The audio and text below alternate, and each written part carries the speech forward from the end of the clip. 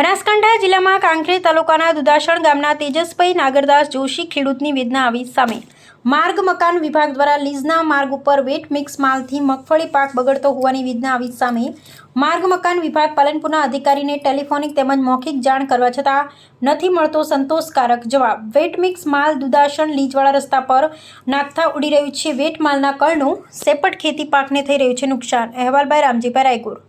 દુધાસણ તાલુકો કાંકરેજ જિલ્લો બનાસકાંઠા। આ દુધાસણ ગામમાં મુંદ્રા તરફ જતો રસ્તો લીજવાળો રસ્તો માર્ગ મકાન વિભાગમાં વારંવાર રજૂઆત કરવા છતાં કોઈ નિરાકરણ લાવતા નથી। સ્વાગત કાર્યક્રમમાં અરજી કરી હતી, જે અરજીનો અમારા પાસેથી સહીઓ લઈ લીધી અને સહીઓ લઈને કે અમે કામ કરીશું, પણ તે છતાંય વારંવાર ફોન કરું અધિકારીને તો બી ફોન કોઈ ઉપાડતા નથી અને જવાબ સીધો આપતા નહીં।